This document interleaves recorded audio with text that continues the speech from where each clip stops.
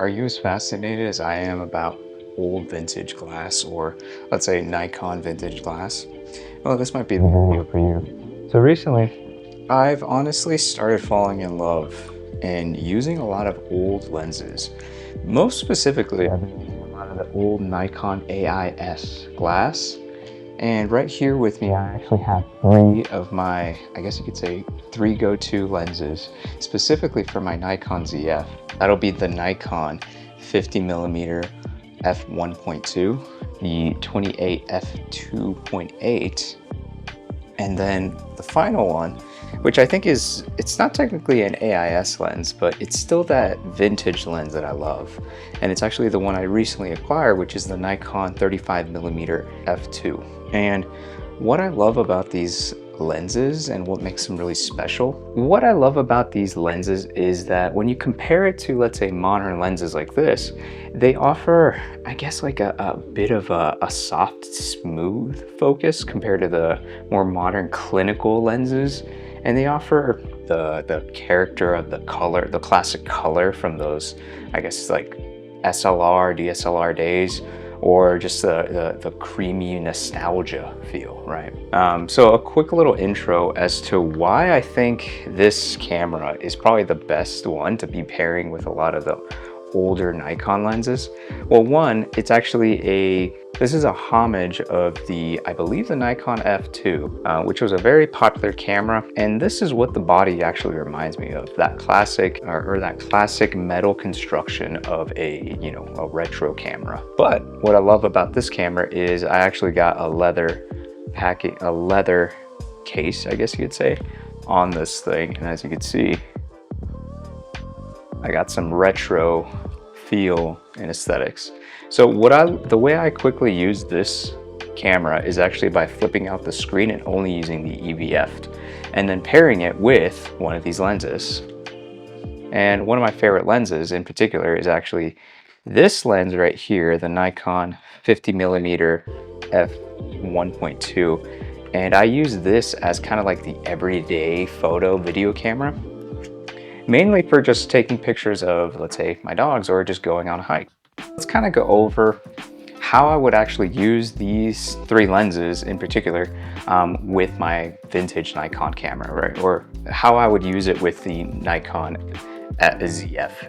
So if you look at this, I actually got the F2Z adapter on here, and I usually swap it out depending on what lens I'm using with this adapter right here by a company called Fonsi. But the reason I selected this one is because it was all metal, and it basically is a really cheap adapter, mainly so I could adapt these lenses on here without having too much issue with it, right? So it's basically an all metal construction right here of this camera right here, right? And that's what I really love about it, is that it's just a very simple feel.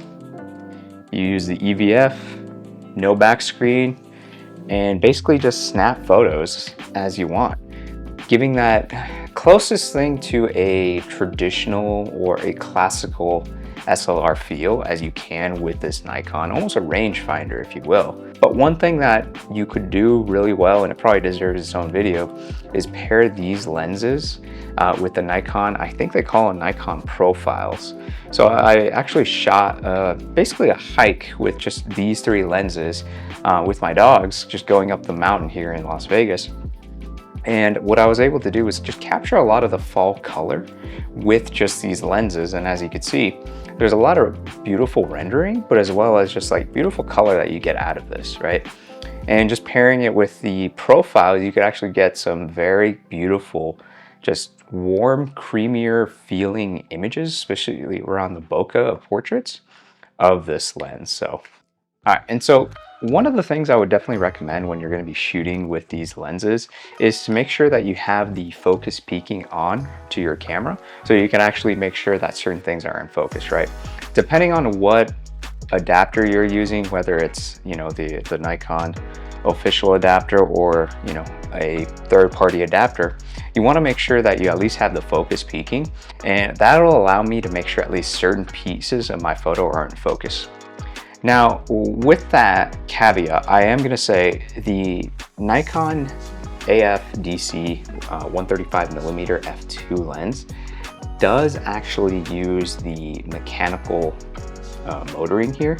So if you're actually going to be using this particular lens or any of the older DC motorized vintage lenses, it's probably best to pair it here with, let's say, the Nikon F to Z adapter, because then you can actually control the aperture with your camera here. And one of the other things I would definitely say is, if you are going to be using this Nikon Z F to actually render a lot of these beautiful photos and videos, is actually to also just turn on the IBIS into your camera, both for video and photo. And if you're going to be shooting with, let's say, a lot of these for video, unfortunately you're going to get a lot of shake with it, but the images and video that you get out of these just looks buttery smooth and looks really beautiful. And with just a little bit of color grading, you could actually get that nostalgic feel. So anyway, these are kind of the three I'm recommending, is to have, let's say, like a very wide lens. So that's why I went with the 28. More of an intermediate lens, so that's why I went with the beautiful, 50mm f 1.8, and of course a telephoto lens if you could afford it. With these three lenses, when you search around eBay, I was able to procure these at all about $300 to $500 each one.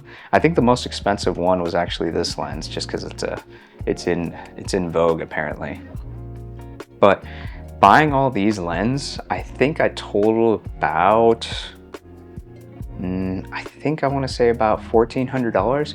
And when you compare it to modern Nikon lenses, let's say like a modern beautiful prime, that's let's say a 50mm f2, right, or even the Plena, those lenses ring you up about $2,000 or more, even in the used market.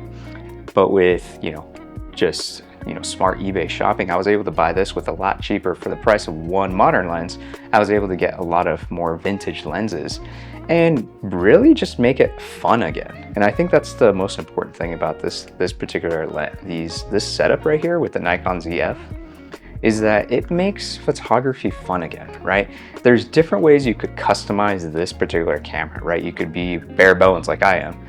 You can make it more of a modern camera, right, and use the modern lenses. But every time I'm out and about, everyone is complimenting not only the images that I'm sharing with these, but also just complimenting the style of the camera, which I really appreciate. So honestly, the older lenses paired with this Nikon camera has honestly become my favorite go-to setup for, I guess, like the last 2 years since it's come out, really. Anyway, with that being said, I think there's a lot of new technology that you could blend with older Nikon vintage lenses to basically bring new life to these lenses. And I think it's a really good idea to just play around with a couple of these, especially if you're a Nikon Z F shooter, or let's say a vintage camera shooter, or even just adapting these old lenses to any sort of other body. I think these three, or any one of these alone, will just give you a really good experience. So anyway, with that being said, please hope you guys liked the video. If you did, please like and subscribe. The next video I'm actually going to be doing is going to be maybe on the Z F if it comes in, but it's actually going to be, if not, I'm really thinking about showing kind of I guess like an alternative to how to insert Nikon profiles into here. So for those who don't know, the profile is basically a color rendering of the image that you're going to be taking for certain images. But anyway, I think the color profiles will be a really great video to feature. I have a couple already in here, such as Kodak. If you did enjoy this video, like and subscribe, it really helps the channel. But until then, I'll link below a couple, I guess you could say, pricing that I found on eBay from Japan or even here in the States of a couple of the lenses that I really liked. Until next time, hope you guys enjoy the video. Later.